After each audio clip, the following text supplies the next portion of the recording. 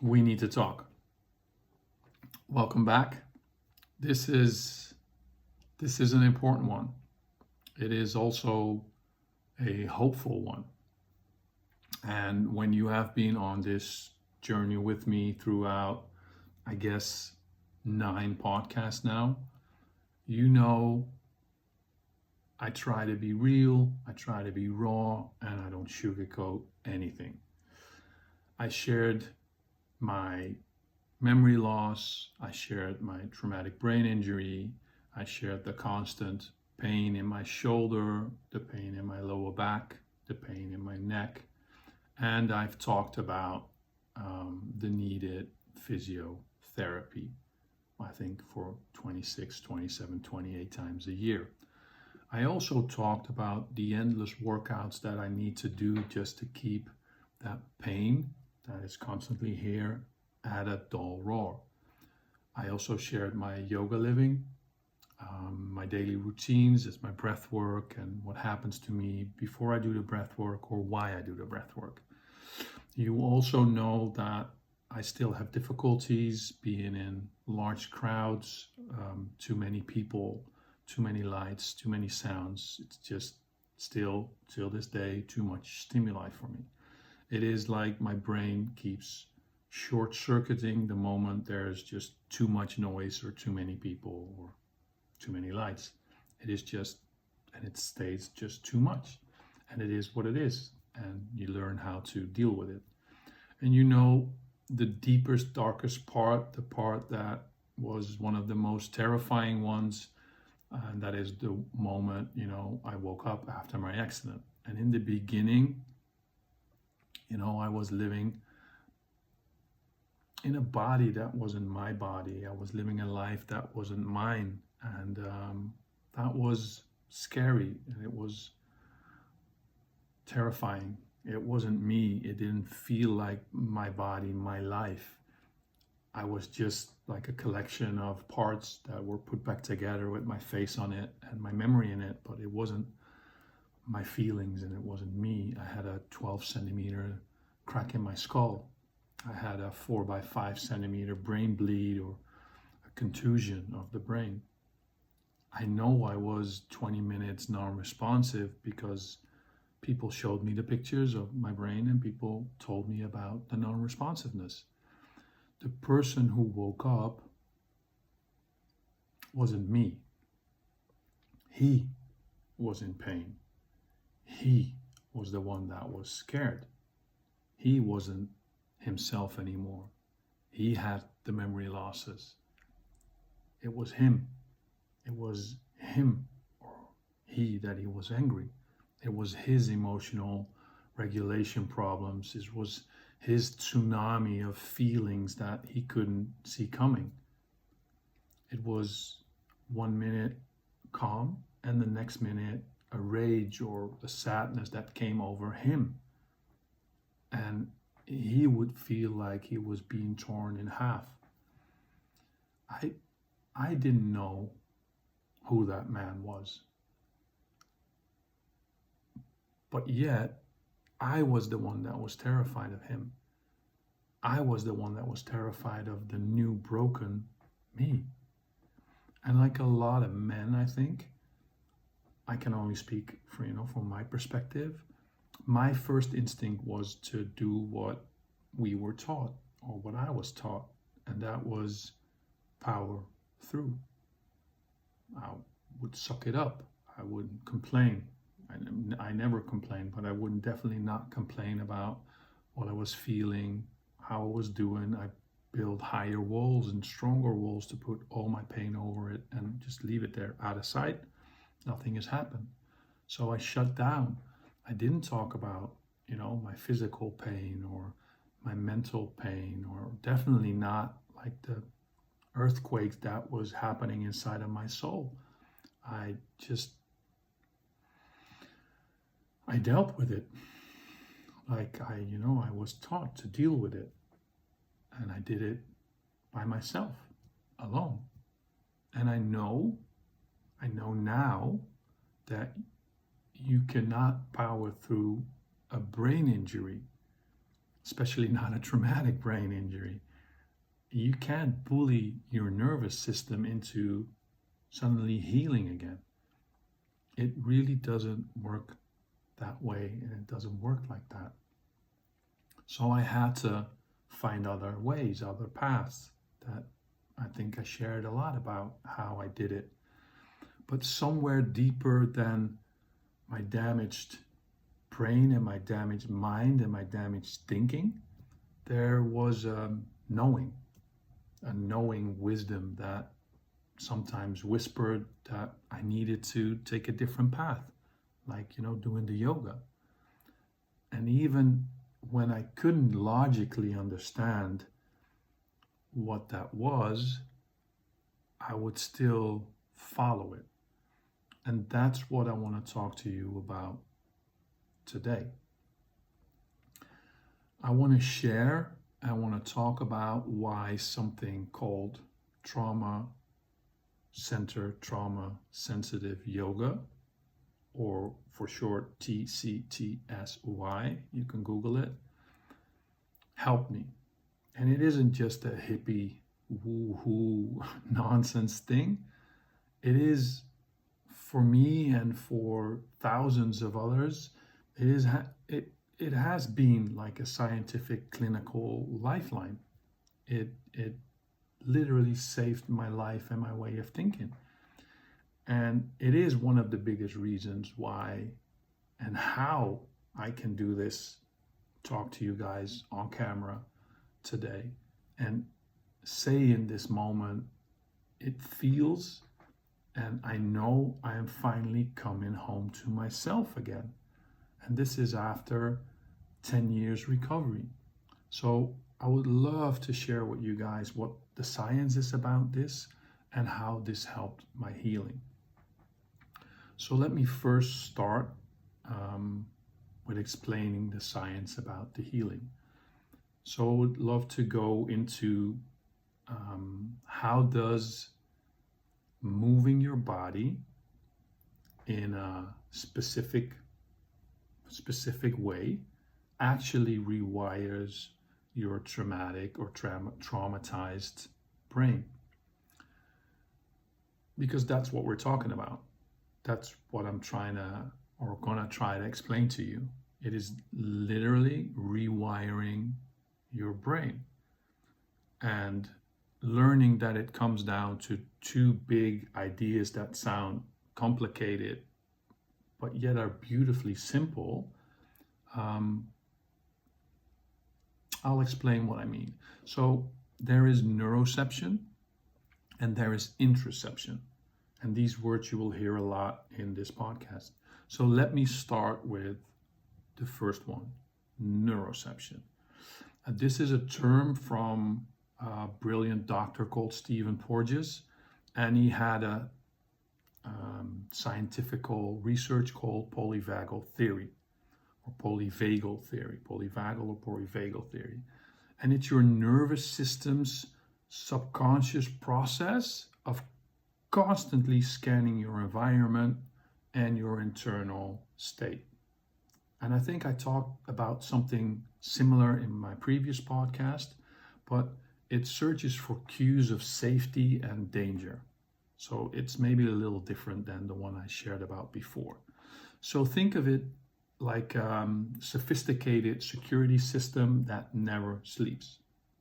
It's one of those that you have in the house, like the smoke alarms.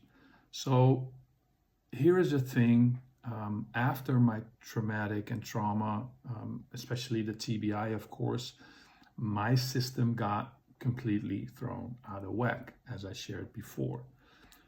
So figuring out that that system is inside of you and it's like extra hypersensitive, and it's like the smoke alarm I said, it's a hypersensitive smoke alarm that goes off even after you've taken a shower and the damp of the water goes into smoke alarm.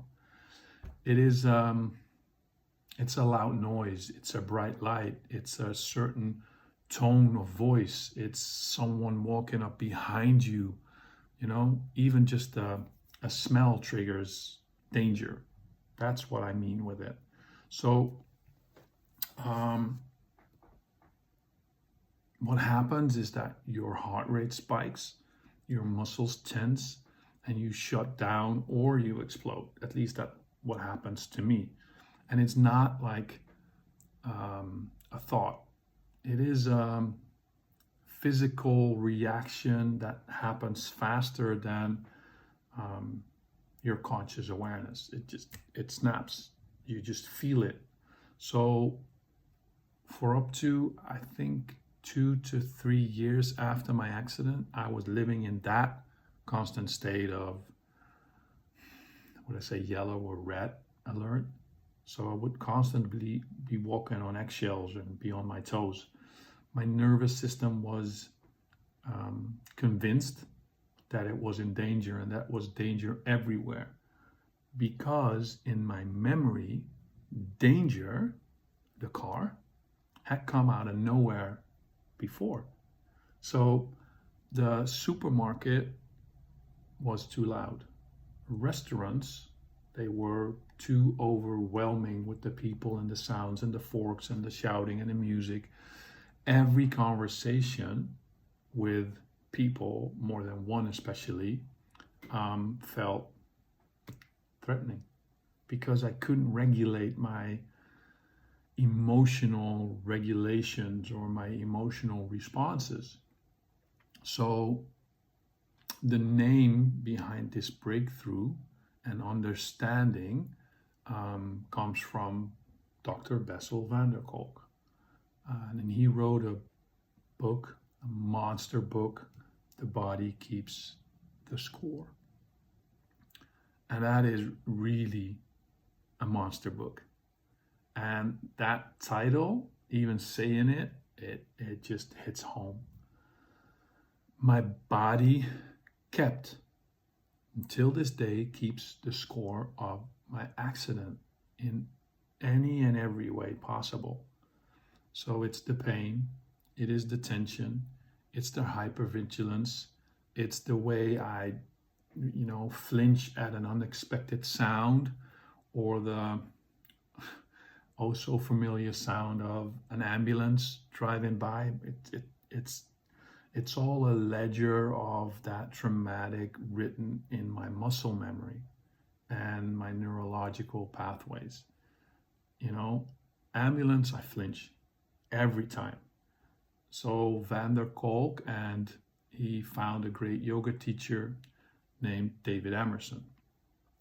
And both together figured out something that changed everything for me and for so many others. But definitely it changed it for me, and I think it would change for everybody that has a traumatic brain injury or has trauma, because they realized talk therapy, it is amazing. My sister is a neurological therapist or a clinical therapist, but sometimes it can't reach the deepest, most ancient parts of your brain. And that part is where the trauma lives. And the part that controls our gut reactions, our panic, our freeze, our responses, if it cannot reach that by talking, you have to figure out a different approach.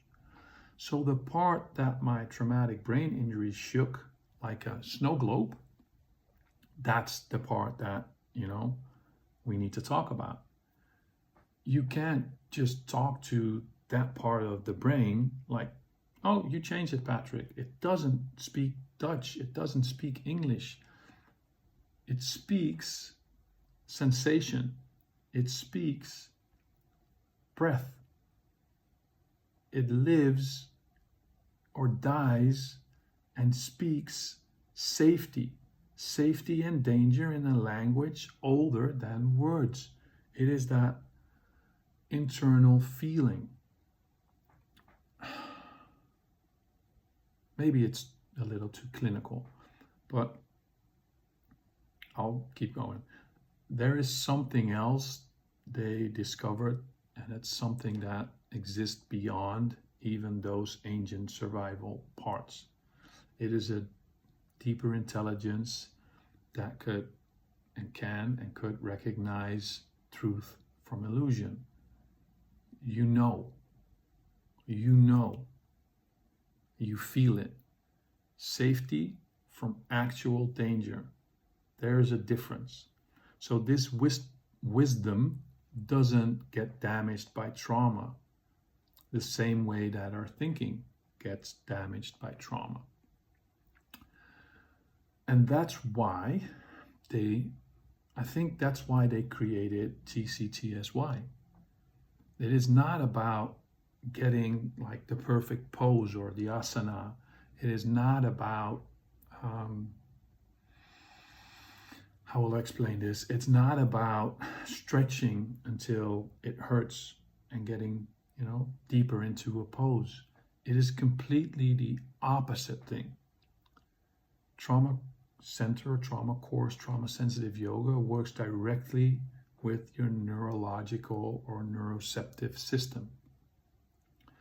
It creates an environment both, how would I say it, externally, so from the outside, and internally, from the inside, of undetainable, undeniable safety. So how does it work? It is no physical adjustments. Sorry for my talk. Me, as a facilitator, I never touch you. It's your body. Sounds corny, your body, your choice, but it's your body is your own. For anyone who has experienced violence or a loss or something that, like me, like an accident or abuse or something medical, it is always huge. It is always a place where trauma lives. So your personal space is sacred, whatever happened. So the invitational language that we use, every instruction is an invitation, not a command. It is like, if you would like, you might notice a feeling of your hands together or your knees touching each other. If it feels right for you today, you could try rounding your spine. You might explore lifting your arms, or you might choose to keep them where they are now. So it's invitational. It is not, it's invitational. And it might sound small, but it's for someone whose choices were violently taken away from him in his accident, me, or for someone who felt like they had no control over their own body or emotions, it is being given a choice, even if it's a tiny one, is revolutionary. It's in the choice. It's like someone handing you the key to your own house again. Like I said in the beginning, it feels like finally I'm coming home. Each choice, no matter how small, reconnects you to your own inner authority. It's that part of you that knows you need to do what you need to do. It is your mind. It knows. So, no right way. There is no perfect pose.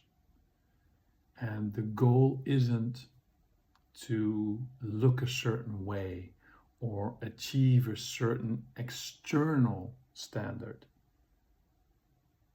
It is like I teach yoga. 8 people, no more. Your yoga on your mat. But with trauma yoga, the goal is to feel a certain way, to notice what is happening inside of you, to practice being present with yourself without judgment from you or from others. but especially from you, which brings us to the second word. We had a neuroception, and now we go to interoception. And this is a fancy scientific word for your ability to feel what is happening inside of your body. It is your heartbeat. It is the rise and fall of your chest when you're breathing. It is the tension in your shoulders. It is the warmth of your hands.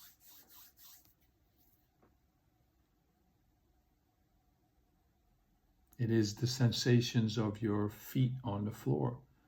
And I've got cold feet at the moment, so it's the sensations. So before my accident, I just took this for granted. I think everybody takes it for granted if you don't think about it, if you don't focus on it. And of course I could feel my body, but trauma and traumatic brain injury for me shattered that connection. I became afraid of the sensation inside because so many of these sensations were signals of panic, of pain, of danger, and were way too overwhelming for me because they came all at once. So I disconnected. I literally left my body. I became floating, how would I say it, a floating head, trying to think my way through everything. I was still attached, but it's still floating. It is a survival strategy, but it's also a prison. It is lonely. It's doing it all by yourself. And for me to heal, I had to gently feel safe and come back to myself. So TCTSY is a practice in interoception or interceptive awareness. It is a guided tour back into your own skin, one tiny safe sensation at a time. It is not about changing the sensations. It is not about making the pain go away. You can try, but it's still there. So it is about noticing the pain, knowing it's there. And yeah, there is a tightness in my shoulder and I can feel it. And I can breathe into the area without judgment because I know it's there. And without trying to fix it and noticing it, just acknowledging that it's there. It's like saying hello to an old friend you haven't seen in years, and not knowing what he or she will answer or how he or she will react. It is okay. It is there. It will stay there. Just acknowledge that it's there and that it's okay. So this simple act of witnessing and observing your experience without getting lost in the feeling, it awakens, for me at least, it awakens something profound. And it's like finding the part of you that can watch the storm without being the storm. I can watch the pain without being the pain. And this simple act of noticing, of being a curious observer of your own body, at least for me, it changed everything. It tells my neurological system and my smoke alarm, hey, you, I see you, I see that sensation, but you don't have to react. It's intense. I know there's a lot of smoke, but you don't have to go off. I'm not in danger. Not right now. We're okay. Just stay on the ceiling. Don't go off. So you're literally building your neurological pathways from the body to your brain. These pathways that say safety instead of danger. And that is, for me, that was a breakthrough. So I was teaching my neurological and nervous system like a new song that I've never heard before.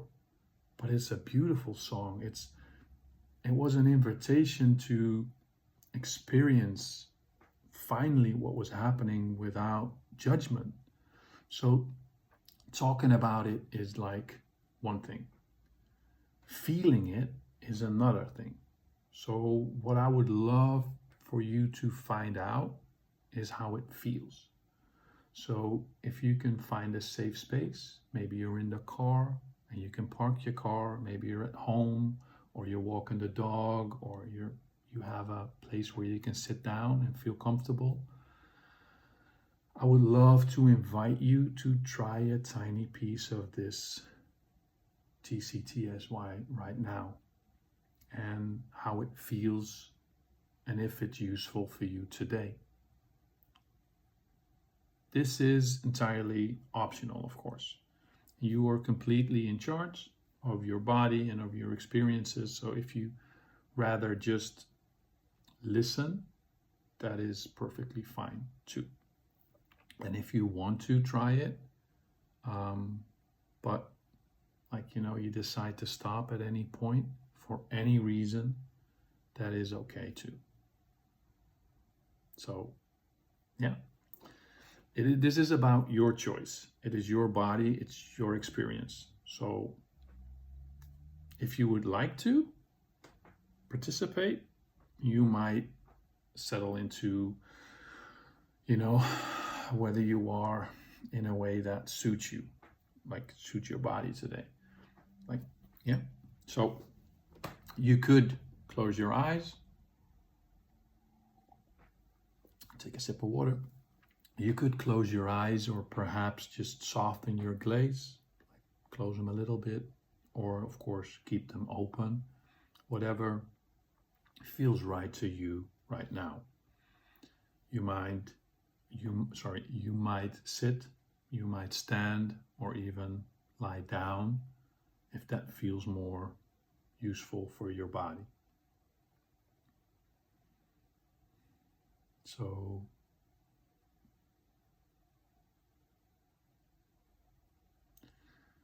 you might begin by simply noticing if that feels useful to you, or perhaps noticing the points of the contacts between your body and whatever is supporting you. If you're sitting down like I am, you could feel your sitting bones resting on the chair and resting down, and maybe noticing the support of the chair or the ground against your back if you're laying down. And if you're standing, perhaps you feel your feet connected to the earth. There is nothing you need to do to make this happen. Your body is already being supported by the chair, by the floor, by the bed. You might simply notice that sensation of support if that feels interesting to you.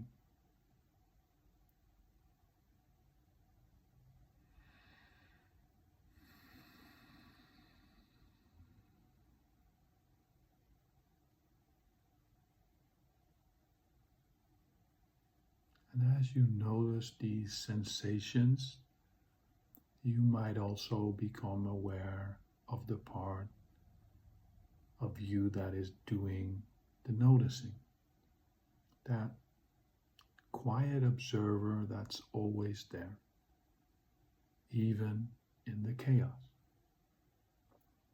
And if it feels useful to you, you might bring your awareness to your breath.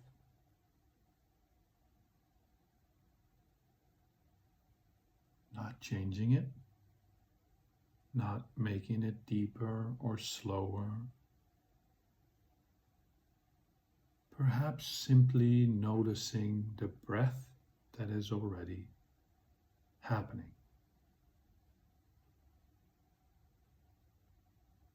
Maybe feeling the air moving through your nostrils or your mouth. And you could notice your chest or belly rising. And then the exhale, the gentle release.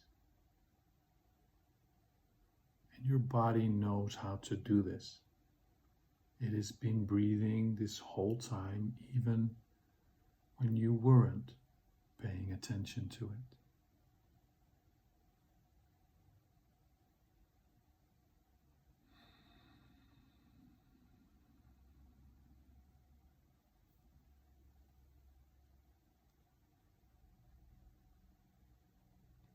And if it feels interesting to you, you're invited to make a choice.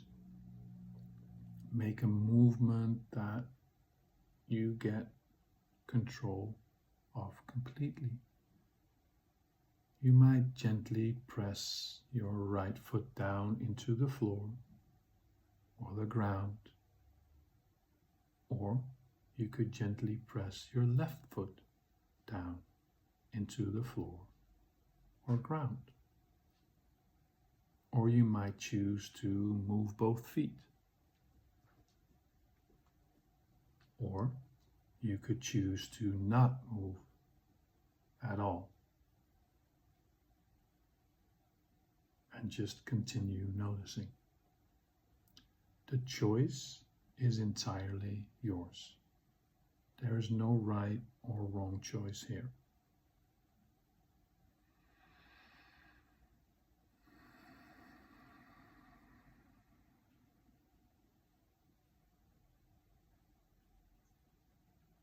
So whatever you chose, if you chose movement, you might press down more gently. And as you do, perhaps noticing what happens, not in the room around you, but inside of your body. And you may notice muscles in your legs engaging. You maybe feel the pressure in your feet change. Perhaps your weight shifts from right to left or from left to right. And you might feel more connected to the ground.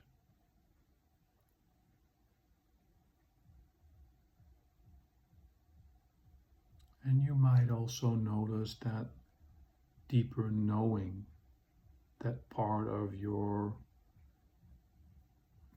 choices without having to think about it, that recognizes what feels right in this moment right now. And you could simply be curious about your experience. You're exploring your own body again.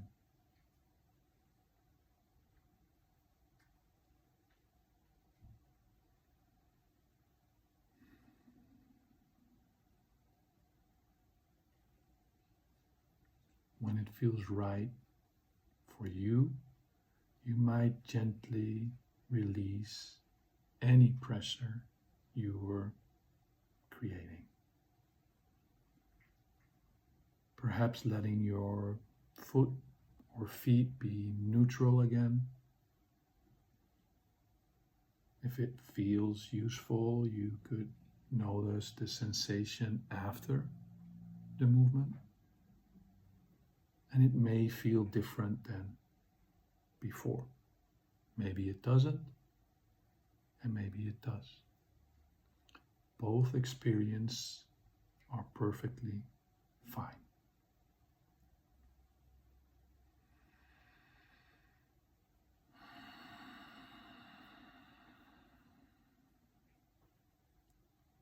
And that is it. You can open your eyes if they were closed, of course. Come back to the room. Come back to this conversation. So, what did you just do? My voice lowered, my speech was softer, but you practiced interoception by noticing your sensations. You practiced agency by making a conscious choice. And you practiced present moment experience. You were right here, right now, not lost in memory or a worry about the past, the future, or the now. You were right here. You also touched something deeper, that innate wisdom that doesn't depend on perfect memory or flawless thinking. The part of you that knows, even when your mind doesn't understand. This is the core of TCTSY. It is not about the pose. It is about the process. It is about the rebuilding of the relationship with the self from the inside out. And it's one small choice at a time. How did my journey back home, going back home, looks like? This is how I started to remap my brain. Small steps. This is how I started to rebuild the connection between my mind and my body that the TBI had shattered.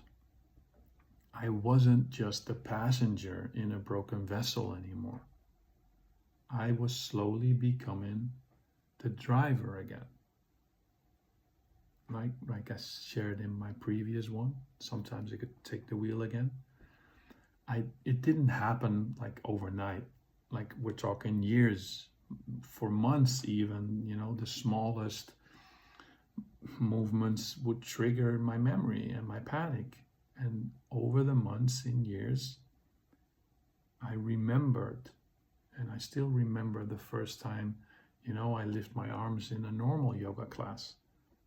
And that was 3 years before I started my trauma course, Trauma Sensitive Yoga. My heart started racing, my breath became shallow because I couldn't do it. And the teacher, he noticed this because I was there with a reason. And he just said, you might try lowering your arms, when you feel this way, when it doesn't feel right for you. So I remember I instantly lowered my arms. And that was perfect for me. That was me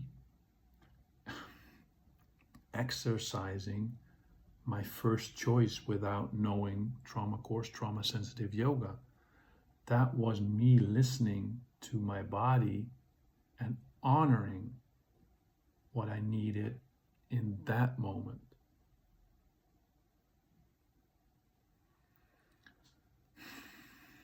So in a simple act of lowering my arms, I accessed something my damaged brain couldn't provide anymore. It was the wisdom to know what I needed beyond the logic or the experience or the explanation. So week by week, choice by choice, I started to trust me again, trusted myself again. I started to feel safe in my own skin again. The hypervigilance, it didn't disappear. It is still, it's still here now. And looking back, I've learned to see it and to work with it instead of being, terrorized by it or be afraid of it. It's why the things I do now, the yoga, the meditation, the being mindful, the walks in nature, even the workouts in the gym, helping people with their health, they aren't just chores on a recovery checklist. They are active practices of choice. They are me saying to my body, I'm here with you. I am listening now, and we are safe now. It's not he anymore. It's I am listening, and we are safe. Trauma course, trauma sensitive yoga taught me that I am not my thoughts, and I am not my pain, not the rage inside of me. That isn't me. I'm not my anxiety. That isn't me either. They are like weather patterns passing through or passing by. They are the clouds that I give too much attention to. So I stopped giving them attention. And I can notice them and acknowledge them, and without them letting, me being swept away by them. And I can. And this is the biggest lesson. I can live in the now and not in the memory of the accident, not in the fear of the next trigger, but I can be here right now in this moment making this podcast. Here I am whole in the now. And this understanding comes not from my thinking mind, but from that deeper intelligence, the part that recognizes the wholeness, even when everything still feels broken.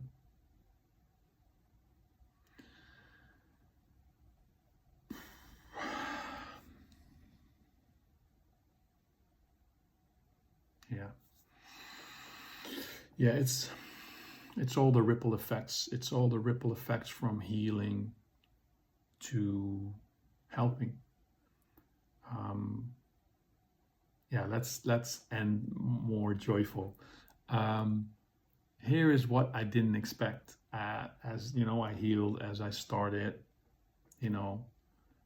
calling out for help and helping others in my path. And that's the thing about recovery. I think it's not meant to be hoarded by yourself. It is meant to be shared with others. So what happened? I became a certified trauma course, trauma sensitive yoga facilitator. And not because I am some guru who has it all figured out for himself, but because I know what it's like to feel like a stranger in your own body. I know what it's like to be afraid of your own emotions. I know what it's like to feel broken beyond repair. And I also know that what it's like to come home to yourself, one small choice at a time. And I'm almost back home. So when I work with other survivors, whether they're like dealing with TBI or PTSD or trauma from abuse or a medical trauma or any of 1,000 ways of life that can shake you to your core, I see myself in their eyes.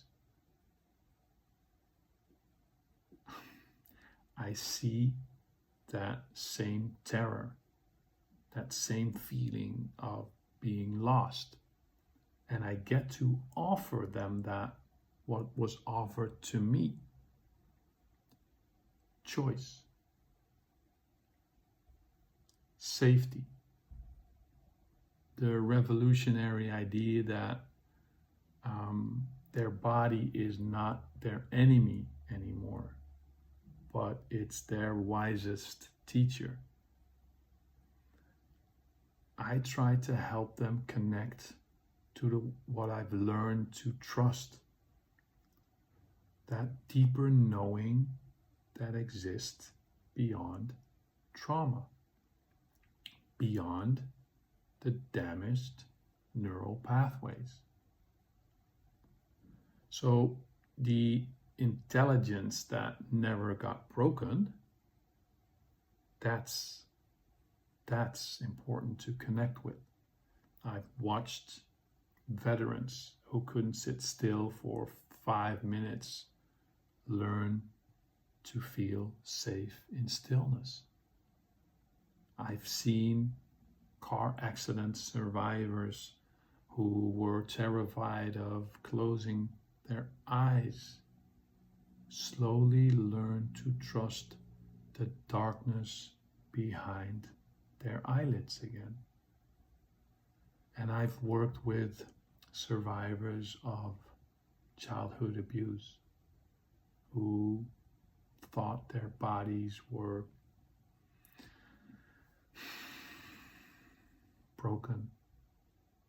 broken beyond repair. And I watched them discover strength and wisdom they never knew they had. And I've watched active military snipers clench their fist and cramp their whole body in a fight reaction just thinking of holding their breaths. This work changes people, not because it's magic, but because it's science, because it speaks to the part of us that is older than language. It's older than our thinking minds. It speaks to the part of us that just wants to feel safe, to feel whole, to feel like we belong in our own bodies and in our own lives. And the science behind TCTSY keeps evolving. So the research backing of this keeps growing. The studies show that trauma-sensitive yoga practices, they literally change our brain structure. It changes our brain structure.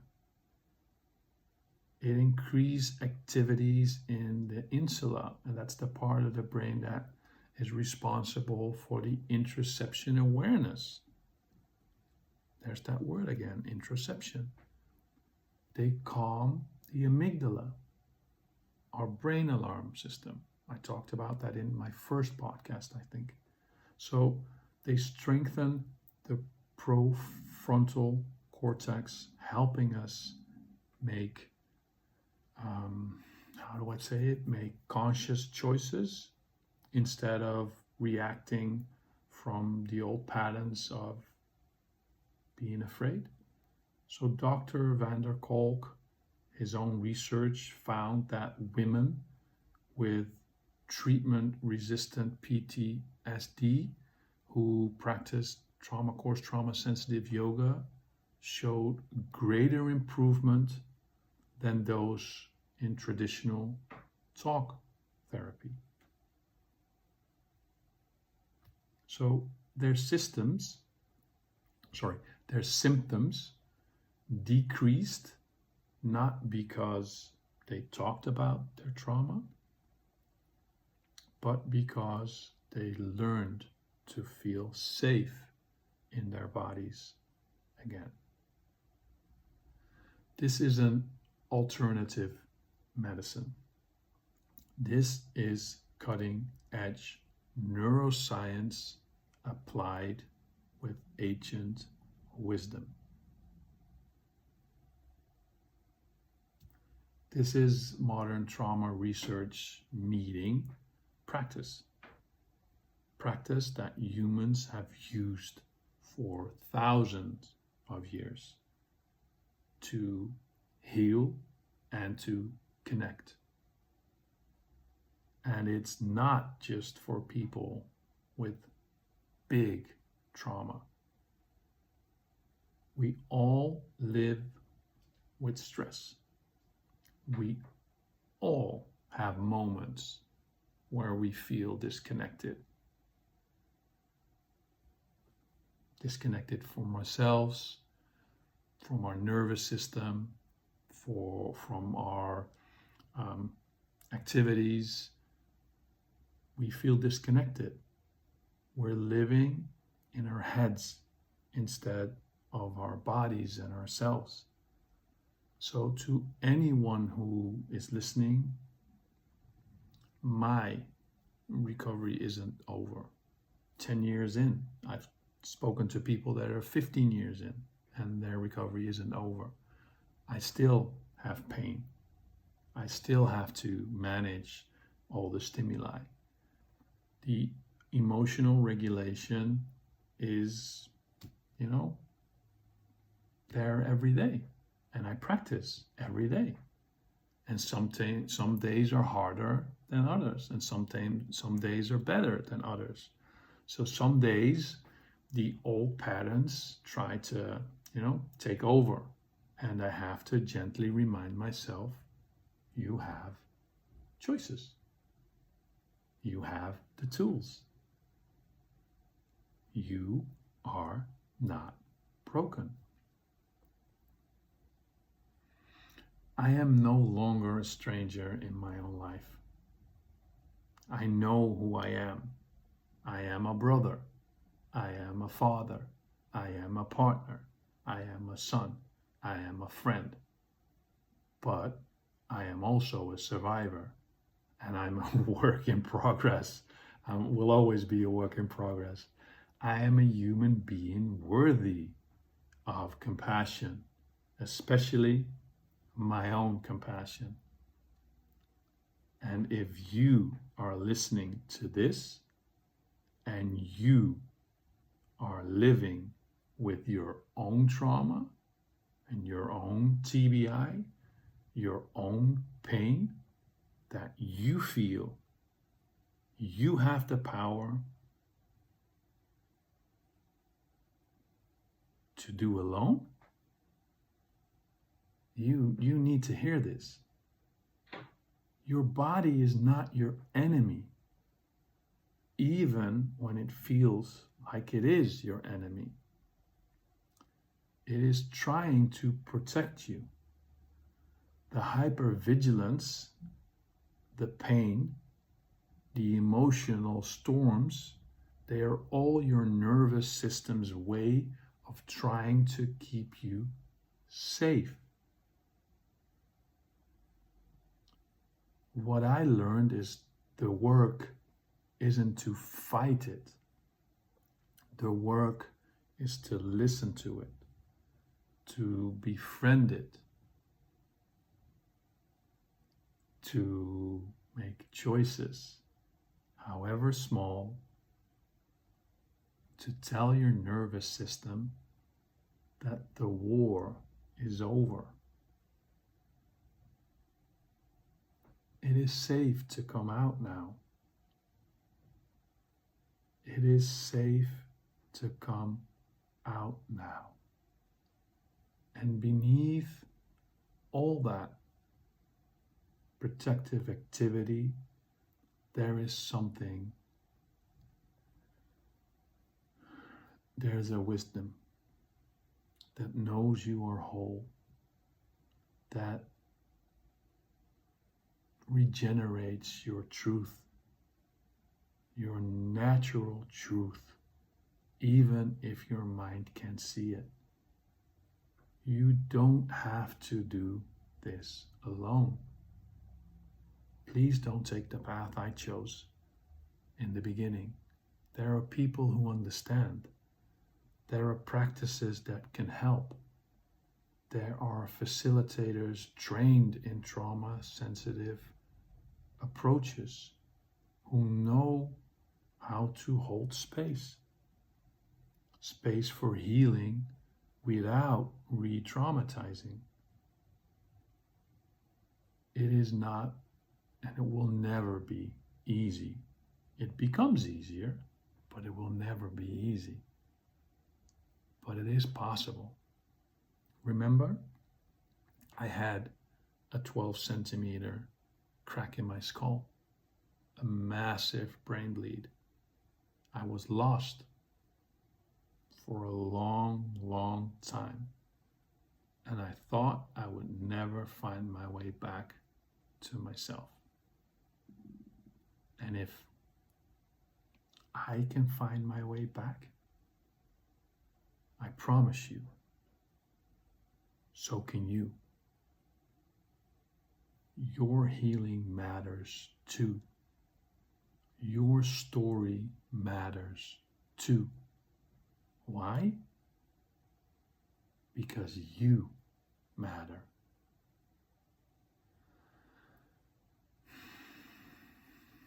Thank you, everybody, for listening again. Thank you for being on this journey with me. Thank you for having the courage to keep going, even when, or especially when it feels impossible.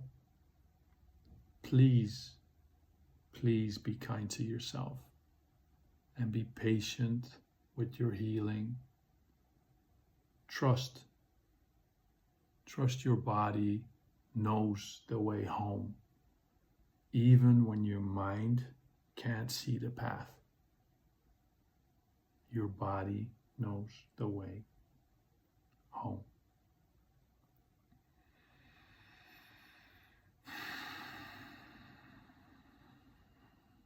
So throughout today's episode, I've actually been talking about something specific that I at least, I think 11 different times talked about: a deeper wisdom, an intelligence that, transcends thinking, that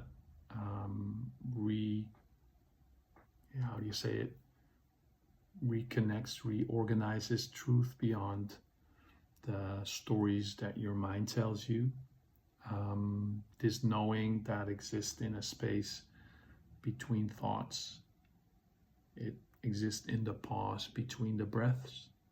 It is in the silence that remains when everything else falls away. It's there. It's been humanity's greatest tool, I think, for healing and awakening for thousands of years. Can you spot which parts I was referring to just in this part? In the next episode, or the next, in at least one of the next episodes, I'll talk more about this ancient wisdom. It's called Buddhi. Buddhi, and how understanding it can transform your healing journey even further. I promised I would talk about it, so I did right now. And for everybody, again, thank you for listening. And please dance in the rain like nobody is watching.